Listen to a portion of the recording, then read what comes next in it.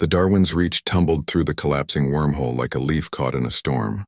Inside the ship, alarms screamed and lights flashed red across every console. Captain Jake Morrison gripped his command chair as the vessel shook violently. "Get us stable," Jake shouted over the noise. Kate Sullivan worked frantically at the engineering station, her fingers dancing across the controls. "I'm trying. The wormhole wasn't supposed to collapse like that." The shaking stopped suddenly. The alarms went quiet.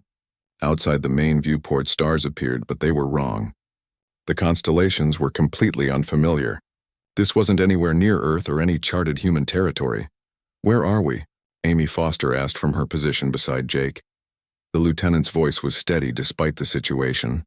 Before anyone could answer, the sensor array began beeping urgently. Danny Cooper, the ship's pilot, leaned forward to read the display. His eyes went wide. "Captain, we've got company.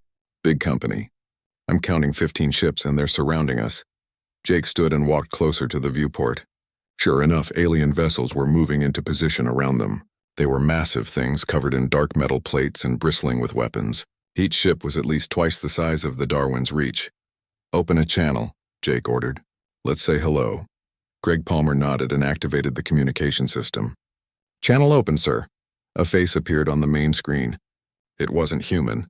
The alien had gray skin, 4 eyes arranged in a square pattern, and a mouth that seemed too wide for its narrow face. When it spoke, the translation software turned the harsh sounds into words.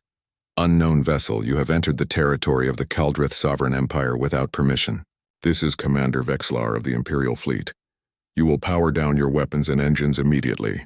You will surrender your vessel and prepare for boarding. Resistance will result in your destruction." Jake looked at Amy, then back at the alien commander. A smile spread across his face. Then he started laughing. The alien's 4 eyes blinked in confusion. "You find something amusing, alien?" "I'm sorry," Jake said, trying to control his laughter. "It's just that we stumbled through a random wormhole, end up who knows where, and the first thing you do is threaten us? That's a really bad first impression." Vexlar's gray skin darkened to an angry purple. "You dare mock the Kaldrith Empire? We have ruled this sector for 12,000 years. 47 species bow before our power." Jake's smile faded slightly, but his tone remained casual. "Look, Commander, we don't want any trouble. We're explorers. That wormhole spit us out here by accident. If you just point us toward the exit, we'll be on our way." "There is no exit," Vexlar roared. "You will submit to the Empire." "You will provide all your technology and knowledge. Your species will serve the Kaldrith or you will be eliminated." Amy leaned over and whispered to Jake. "Captain, I'm reading their weapons systems. The technology is primitive. Really primitive." Kate's voice came through the intercom from engineering. "Captain, I'm analyzing their power signatures. Their shields operate on basic plasma frequency. We figured out how to beat those shields 70 years ago." Jake nodded slowly. He looked back at the angry alien commander. "Commander Vexler, I'm going to have to decline your offer. Instead, I'd like to speak with someone who has actual authority. Someone who can have a civilized conversation." Vexlar's skin turned almost black with rage. "You refuse the Empire? Then you will die. All ships, open fire!" The Kaldrith vessels unleashed their weapons. Bright green bolts of plasma energy streaked toward the Darwin's Reach. Danny's hands moved across the pilot controls with practiced ease. The human ship twisted and dodged, moving with grace that made the alien vessels look clumsy by comparison. "They're so slow," Danny muttered. "It's like they're moving through water." Not a single shot hit the Darwin's Reach. Jake watched the tactical display as the alien ships tried again and again to target them. It would have been impressive if it wasn't so outdated. "Kate, can we disable their weapons without hurting anyone?" Jake asked. "Easily, sir. Their systems aren't even properly shielded against electromagnetic pulses. Give me 30 seconds. Kate worked her magic in engineering. The Darwin's Reach fired small bursts of directed electromagnetic energy. The weapons on 3 Kaldrith ships simply stopped working. Their engines sputtered and died. The ships went dark, floating helplessly in space. "What sorcery is this?" Vexlar demanded, his voice now carrying a note of fear. "It's not sorcery," Jake replied calmly. "It's technology. Pretty basic technology, actually. Commander, this doesn't have to continue. We can talk about this." Vexlar made a choking sound. You have defeated Imperial warships." "This is impossible." "Clearly not impossible since we just did it," Amy said. And we didn't even use our actual weapons. Those were just defensive tools. The remaining Kaldrith ships began backing away. Jake could see the panic in their movements. These weren't the actions of a confident empire. These were the actions of bullies who had just discovered someone wasn't afraid of them. "Tell you what," Jake said, leaning back in his chair. "We're going to send over some small robots to your flagship. They're not weapons. They're just going to... Well, you'll see. Don't shoot at them, okay?" Before Vexlar could respond, Kate launched a dozen small boarding drones. They were designed for exploring damaged ships, but they worked just as well for this purpose. The drones cut through the weak hull of Vexlar's flagship like it was made of paper and disappeared inside. 3 minutes later, the Kaldrith flagship's engines shut down. Its weapons went offline. Even its life support flickered before stabilizing at minimum power. "What have you done?" Vexlar's voice was barely a whisper now. "We've taken control of your ship," Jake explained. "Don't worry, we're not going to hurt anyone. But we are going to have that conversation now. You're going to explain everything about this empire of yours, and then we're going to figure out how to get home." Greg looked up from his console. "Captain, I'm picking up a lot of encrypted transmissions. The Kaldrith are calling for reinforcements. Lots of them," Jake sighed. "Of course they are. Amy, get a team ready. We're going to board the commander's ship and have a face-to-face chat. Danny, plot several escape routes just in case. Kate, keep monitoring their technology. I want to know everything about these people before more of them show up." Dr. Lisa Grant, who had been quiet until now, spoke up from the science station. "Captain, I'm detecting 47 different genetic markers in the region. If what the commander said is true, there are 47 different alien species under Kaldrith control. 47 species they've conquered," Amy corrected. "There's a difference," Jake nodded grimly. They had stumbled into something much bigger than a simple first contact situation.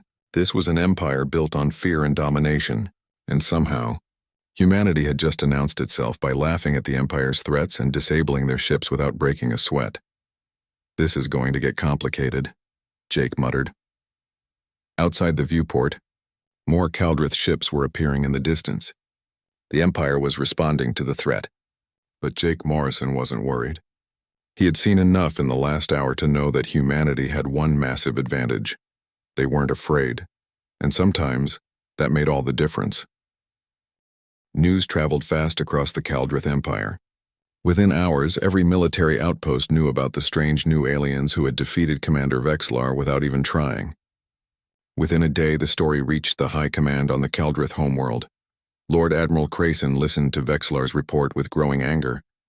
The commander's voice shook as he described how the human ship had disabled 3 warships using unknown weapons, how their defensive systems were useless, how the aliens had laughed at the Empire's demands. "Impossible," Crayson said when the report ended. "Vexlar is a coward making excuses for his failure. No species can stand against the Kaldrith military." The other admirals in the command chamber nodded in agreement. The Empire had crushed every challenge to its power for 12,000 years. These humans would be no different. "I will personally lead a battle fleet to destroy them," Crayson announced. 30 ships. "I will turn their vessel into dust and scatter the remains across space as a warning to anyone who dares challenge us." Meanwhile, aboard the Darwin's Reach, the humans were learning everything they could about the galaxy they had stumbled into. Greg and Danny had spent 2 days breaking into the Kaldrith communication networks. It had been almost too easy. "Their encryption is a joke," Danny said, scrolling through files. "It's like they never expected anyone to even try hacking them." "Look at this," Greg pointed at his screen.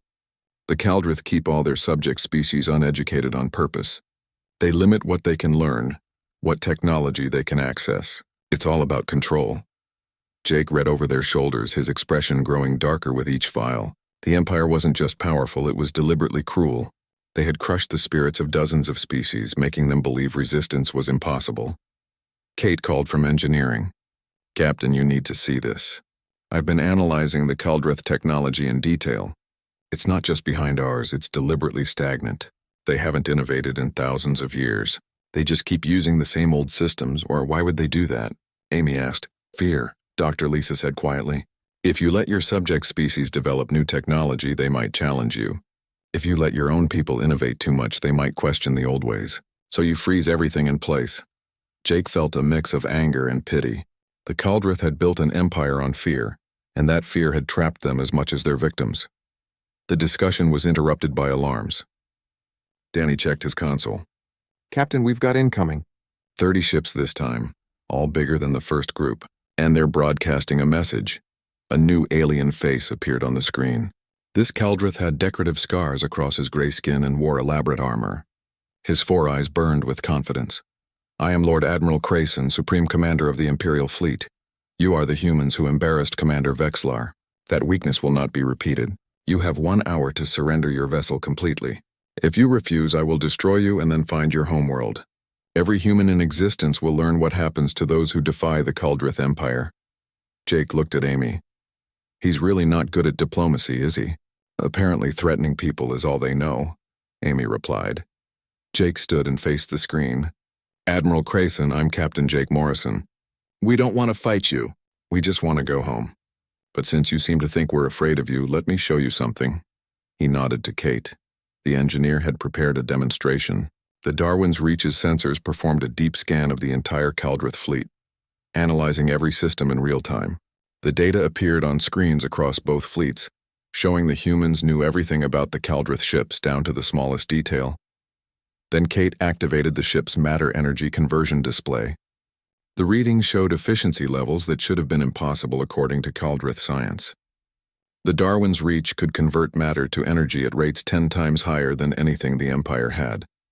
For the final part of the demonstration, Danny took control. He briefly hacked into Crayson's flagship computer systems, changed the color of the Admiral's command chair to bright pink, then changed it back. The message was clear. The humans could take control of Caldrith systems whenever they wanted. Crayson's face went through several shades of purple. Tricks, illusions. All ships, attack pattern Omega. Destroy them! The 30 Caldrith warships opened fire. The space around the Darwin's Reach filled with plasma bolts, missiles, and energy beams. It looked devastating. It would have destroyed any normal ship instantly. But the Darwin's Reach simply wasn't there anymore.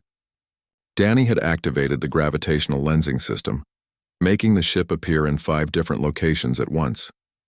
The Caldrith weapons hit nothing but empty space. They can't track us, Danny said calmly, his hands steady on the controls. Their targeting systems are too slow. Jake gave the order he had hoped to avoid. Disable them. Non-lethal force only. I don't want any casualties. What happened next would be studied by military historians for years. The Darwin's Reach moved through the Caldrith fleet like a dancer, never stopping, never slowing. Kate launched electromagnetic pulse charges that shut down ship after ship. Danny deployed nanite swarms that peacefully dismantled weapon systems at the molecular level. Amy coordinated defensive maneuvers that made it impossible for the Caldrith to land a single hit. In 17 minutes, all 30 Caldrith warships were floating dead in space. Their crews were unharmed, but their ships were completely disabled. The Empire's finest fleet had been defeated without the humans firing a single lethal shot. Crayson sat in his pink chair, staring at his dark screens in disbelief. How, he whispered. How is this possible? Jake's face appeared on every screen in every Caldrith ship. Admiral, we didn't want this fight. You forced it on us. But notice something. All your people are alive. We could have destroyed you, but we didn't. That's not who we are. You are demons, Crayson said, his voice hollow. Monsters with terrible power. No, Jake replied firmly. We're just people who learned different lessons from history. We learned that real strength isn't about dominating others. It's about choosing not to harm when you could. It's about cooperation instead of conquest. He paused, making sure every Caldrith could hear him clearly. We're going to send repair drones to fix your ships. We're going to provide medical assistance if anyone needs it. And then we're going to release you. Go back to your leaders. Tell them what happened here. Tell them that humanity offers peace, but we will not be threatened or bullied. Amy leaned close to Jake. You think they'll listen? No, Jake said quietly. But maybe the people watching will. Greg, are you still broadcasting this on all Caldrith frequencies? Every single one, Greg confirmed. Military, civilian, even the restricted channels. The whole Empire is watching. On dozens of worlds across the Caldrith territory, subject species saw the broadcast. They saw the mighty Imperial fleet defeated by a single ship. They saw humans offering mercy instead of revenge. And for the first time in thousands of years, they saw that the Empire could be beaten. Crayson closed his eyes. He had failed not just as a commander, but as a symbol. The Empire's invincibility was a lie, and now everyone knew it. The Empress will want to speak with you, he said finally. Jake nodded. Then let's talk to her. Maybe she'll be more reasonable than her admirals. But even as he said it, Jake knew things were about to get much more complicated. The broadcast of humanity's second victory spread across the galaxy like wildfire. On the mining world of Rin Prime, workers stopped their labor to watch the footage on secret screens. On the agricultural colonies of the Threed people, farmers gathered in hidden cellars to discuss what they had seen. On every world under Kaldrith control, people whispered a question they hadn't dared ask in generations. What if the Empire could fall? Aboard the Darwin's Reach, Dr. Lisa was the first to notice the incoming messages. They were heavily encrypted, hidden inside normal traffic, but they were there. She brought them to Jake's attention immediately. Captain, we're being contacted by someone called the Vrin. They're one of the subject species. They've asked a question. Jake read the message on the screen. Are you liberators or new conquerors? He sat down heavily in his command chair. This was the moment that would define everything. He could claim ignorance and try to find a way home. He could ignore the suffering around them. Or he could do something that might trap humanity in a conflict they never asked for. What do we say? Amy asked softly. Jake thought about Earth's history. He thought about every time good people had looked away from injustice because it wasn't their problem. He thought about what kind of species humanity wanted to be when meeting the galaxy. Tell them the truth, he said. We're neither liberators nor conquerors. We're explorers who stumbled into their space, but we won't ignore suffering when we see it. Greg sent the message. Within hours, more responses came. The Vrin wanted to know if the humans would help them. Others asked if this was a trick. Some begged for weapons. One message simply said, "Thank you for showing us hope." Jake called his senior staff together. We're not giving anyone weapons. That's not who we are. But we can give them something more valuable. We can give them knowledge, Kate understood immediately. We share our educational materials. Science, engineering, medicine, agriculture. Everything the Kaldrith have been keeping from them. Exactly, Jake agreed. We show them they can help themselves. We don't fight their battles for them, but we give them the tools to stand on their own. Danny raised a concern. The Kaldrith won't like that. They'll try to stop us. Let them try, Greg said with a grin. Their communication security is so bad they can't block our transmissions without shutting down their own networks. Over the next week, the Darwin's Reach became a broadcasting station. Dr. Lisa and Greg worked almost non-stop to translate human knowledge into formats that dozens of different alien species could understand. Basic physics, chemistry, biology, mathematics, how to build simple machines, how to purify water, how to encrypt messages so the Kaldrith couldn't intercept them. The Empire's response was furious. They tried to jam the signals but failed. They tried to track the source but couldn't penetrate human encryption. They tried to threaten their subject species into not listening, but the information was too valuable to ignore. On the Kaldrith homeworld, protests began. Small at first but growing, citizens demanded to know why the Empire was hiding knowledge. They questioned why military threats were the only response to the humans. For the first time in living memory, people openly criticized the government. Empress Varnala watched all of this from her palace with ancient eyes. She had ruled for 300 years, longer than most Kaldrith lived. She had maintained power through intelligence, patience, and ruthless calculation. She understood what was happening better than her admirals did. The humans weren't invading. They were doing something far more dangerous. They were inspiring hope. Hope was the enemy of empires built on fear. She made her decision. She would negotiate with the humans personally, but not as equals. She would capture their captain, use him as a hostage, and force humanity to stop interfering. It was a calculated risk, but she had been taking those for centuries. The invitation was sent through official channels. Captain Morrison was invited to meet the Empress on neutral ground, aboard her personal command ship. Terms would be discussed. Peace could be achieved. Jake read the invitation and smiled. She's planning to capture us. How do you know? Amy asked. Because it's what I would do if I were a ruthless dictator trying to maintain control, Jake replied. Danny, have you infiltrated her ship's systems yet? Danny looked insulted. Captain, I had access to her command ship's computers 2 days ago. I've been reading her personal messages. Did you know she writes poetry? It's actually pretty good. Can we move freely through her ship if we need to? Jake asked. Completely, Kate confirmed. I can deploy micro-drones throughout the vessel before we even board. We'll have control of everything from life support to the door locks. Amy frowned. So we're walking into a trap knowingly? Yes, Jake said. Because I want to understand why. Why does the Empire do this? What are they afraid of? I need to look Empress Varnala in the eyes and understand what drives this whole system. And if she tries to kill us? Amy pressed. Then we'll show her the same thing we showed her admirals. That violence isn't the answer to everything. That there are better ways. 3 days later, a shuttle carried Jake, Amy, and a small security team to the Empress's command ship. It was massive, more palace than military vessel. Gold decorations covered every surface. Kaldreth guards in ceremonial armor lined the hallways. Empress Varnala waited in her throne room. She was smaller than Jake expected. Her gray skin marked with age, but her 4 eyes were sharp and calculating. She sat on a throne made of some crystalline material that caught the light. Captain Morrison, she said, her voice surprisingly soft, you have caused quite a disruption to our way of life. Your Majesty, Jake replied, bowing slightly out of politeness. We didn't intend to disrupt anything. We're just trying to get home. By encouraging rebellion? By sharing dangerous knowledge with species too primitive to use it wisely? Jake met her gaze steadily. With respect, Empress, the only thing dangerous about knowledge is keeping it locked away. Your subject species aren't primitive. They're oppressed. There's a difference. Varnala's eyes narrowed. She made a subtle gesture. Immediately, doors slammed shut around Jake and his team. Force fields activated. The trap was sprung. You will order your ship to cease its transmissions, the Empress commanded. You will turn over all your technology. You will leave this galaxy and never return, or I will execute you and your crew one by one until humanity complies. Jake didn't look worried. He glanced at Amy, who checked her wrist device and nodded slightly. Your Majesty, Jake said calmly, before we discuss threats, you should know that your doors aren't actually locked anymore. Your force fields just shut down, and your throne room is currently sealed from the outside. We control your ship.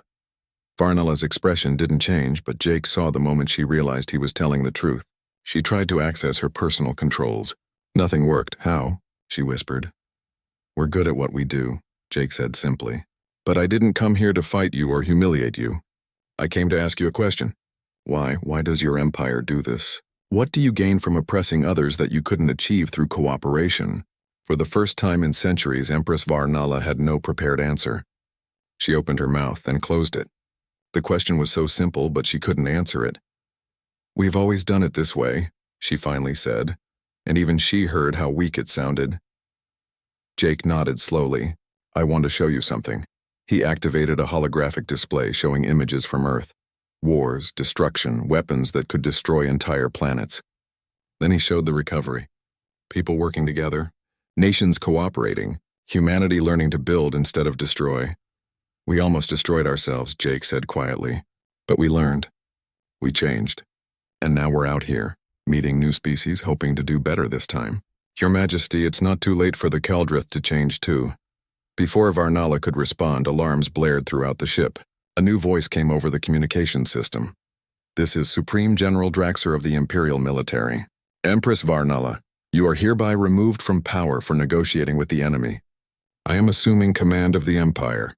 And I am activating the Void Hammer. Jake looked at Varnala. What's the Void Hammer? The Empress's face had gone pale. The end of everything, she whispered. Supreme General Draxer's face appeared on every screen in the Empress's throne room. He was a massive Kaldreth, his gray skin covered in battle scars. His 4 eyes burned with fanatic intensity. The Empress has grown weak, he declared. She negotiates with invaders. She allows our subjects to question their place. This ends now. The Void Hammer has been activated. In 1 hour, the Vryn homeworld will be destroyed as an example to all who defy the Empire. Jake felt his blood run cold. He's going to destroy an entire planet? Just to make a point? Varnala stood shakily from her throne. For the first time, Jake saw genuine fear on her face. The Void Hammer is an ancient weapon. It was created 10,000 years ago, designed to destroy planets. We sealed it away because it was too terrible even for the Empire. Using it violates every code we have. How do we stop it? Amy asked urgently. You can't, Varnala said. Once activated, only Draxer can abort the firing sequence. And he won't. Jake activated his communicator. Darwin's Reach, this is the captain. We have a situation. There's a planet-destroying weapon about to fire. I need you to find it and stop it. Danny's voice came through immediately. Already on it, sir. I picked up the activation signal. Tracking the source now. Holy hell, it's huge. It's hidden in a military base on the Galactic Rim. Can you reach it in time? Jake asked. If I push the engines to maximum and don't stop for anything, maybe. But it's going to be close. Kate's voice joined the conversation. Captain, I'm detecting something else. Ships are converging on the weapon's location. Not Kaldrith ships. Ships from the subject species. They're responding to the threat. Jake looked at Varnala.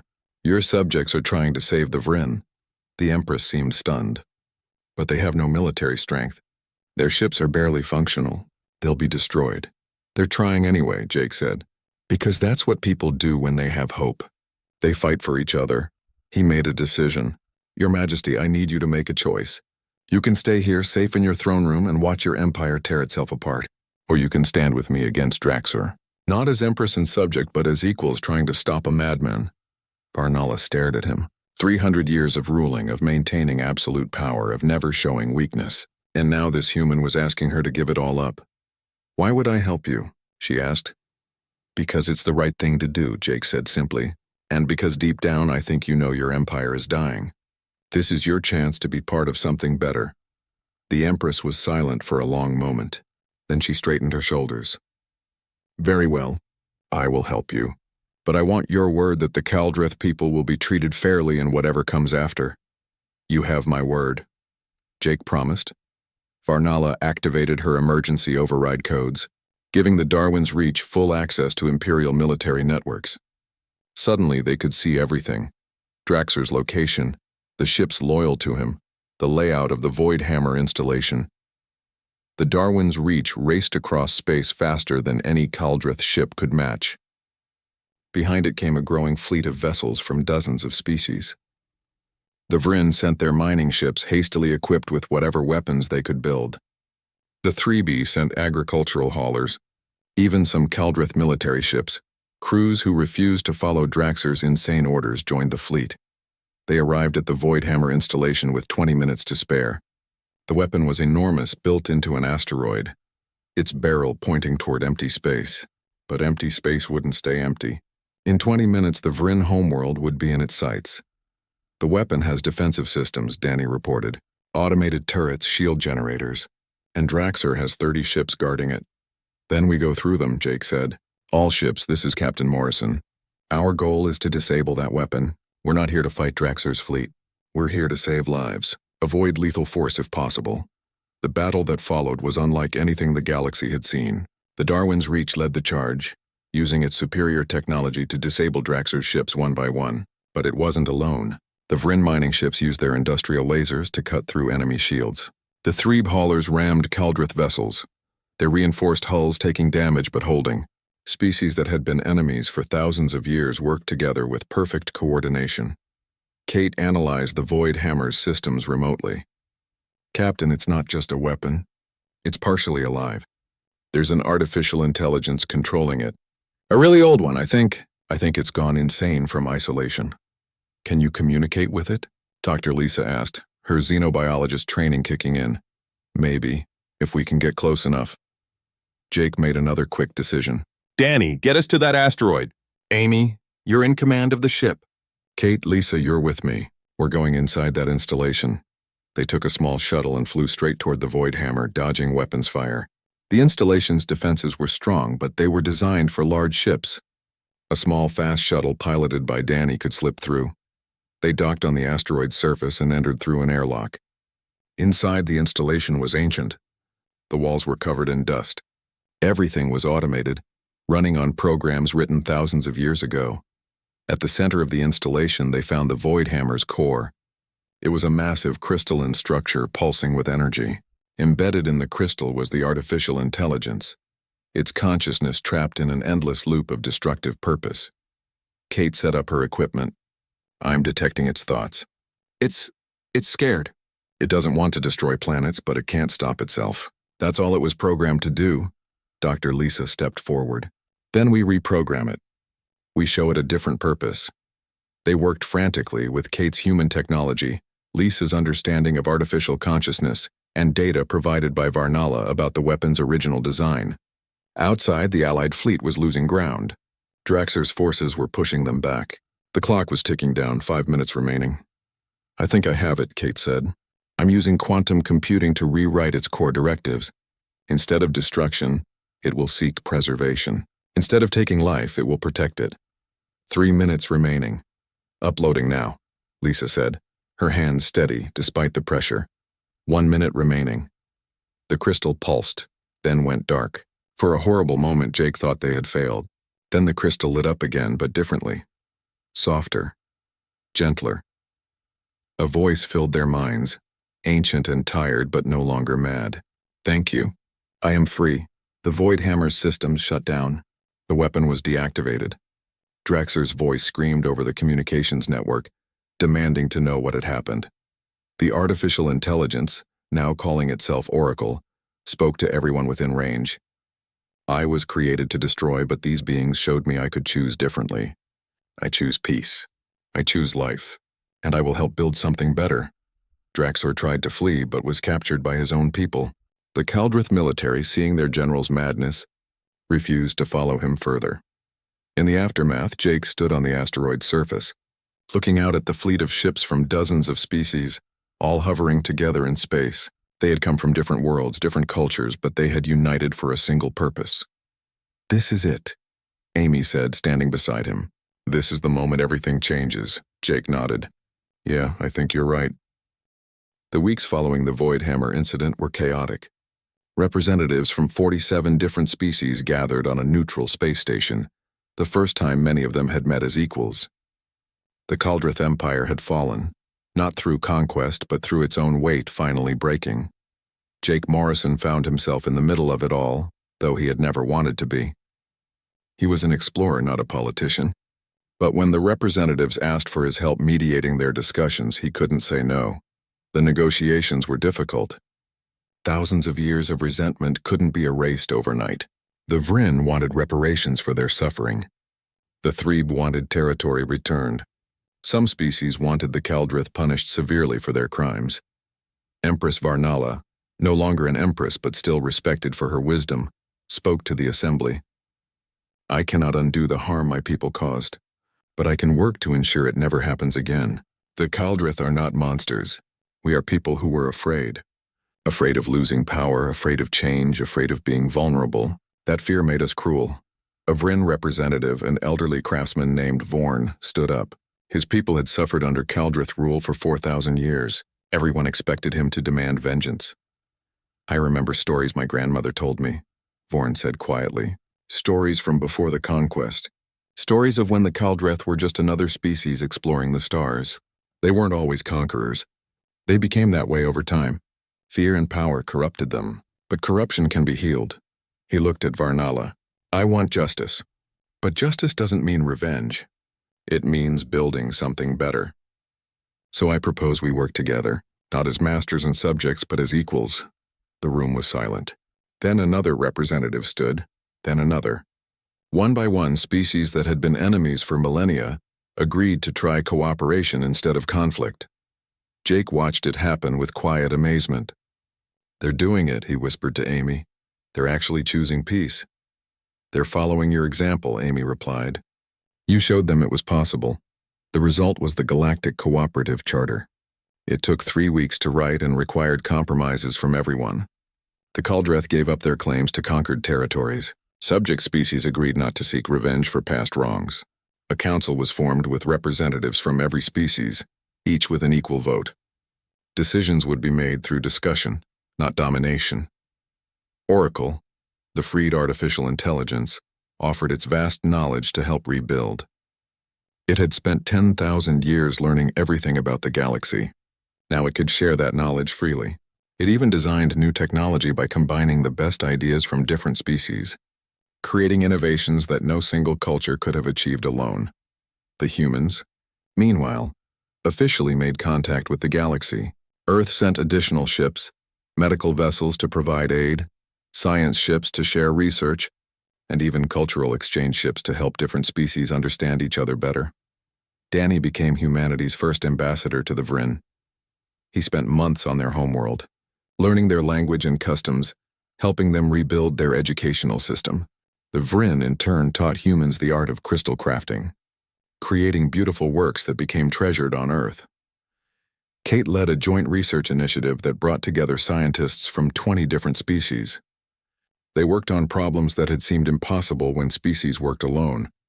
Faster than light travel, unlimited clean energy, methods to terraform dead worlds. Together they made breakthroughs that changed the galaxy. Dr. Lisa established a xenobiology institute where species could learn about each other. Understanding, she believed, was the foundation of peace. When you understood someone's biology, culture, and history, it was harder to hate them. Greg built a new communication network that connected the entire cooperative. Every species could share information freely, translated automatically into thousands of languages. Knowledge that had been hoarded for millennia became available to everyone. Amy returned to Earth to train the next generation of explorers and diplomats. She taught them what she had learned, that first contact required patience, respect, and a willingness to see others as equals. As for Empress Varnala, she became a member of the council, representing the Kaldrith people. She worked tirelessly to reform her species' culture, teaching them about cooperation instead of conquest. It was hard work, and many Kaldrith resisted change, but slowly progress was made. One evening, 6 months after the Void Hammer incident, Jake stood on the observation deck of the Darwin's Reach. His ship had been repaired and upgraded with technology from a dozen different species. Tomorrow they would leave on a new mission, exploring the galactic core, a region even the Kaldrith Empire had never dared to enter. Varnala found him there. The former Empress had aged visibly in the past months. The weight of guilt was heavy, but she carried it with dignity. "Captain Morrison," she said, "I wanted to thank you before you leave. You saved my people from themselves." "I didn't save anyone," Jake replied. "You all saved yourselves. I just asked questions and refused to be afraid." "That was enough," Varnala said. "You showed us a different way. The Kaldrith were so focused on being strong that we forgot strength without wisdom is just brutality." Jake nodded. "Can I ask you something? That day in your throne room, when I asked why your empire did what it did, you couldn't answer. Have you found an answer now?" Varnala was quiet for a moment. "Yes. We did it because it was easier than facing our own fears. Easier to dominate others than to question ourselves. Easier to keep doing what we'd always done than to admit we were wrong." She paused. "But easy isn't always right." "No," Jake agreed. "It's not." They stood in comfortable silence, watching stars drift past. Finally, Varnala spoke again. "Where will you go now?" "Into the unknown," Jake said with a smile. "That's what we do. We explore, we learn. We meet new species and hopefully make friends instead of enemies. The galaxy is lucky to have humans in it," Varnala said sincerely.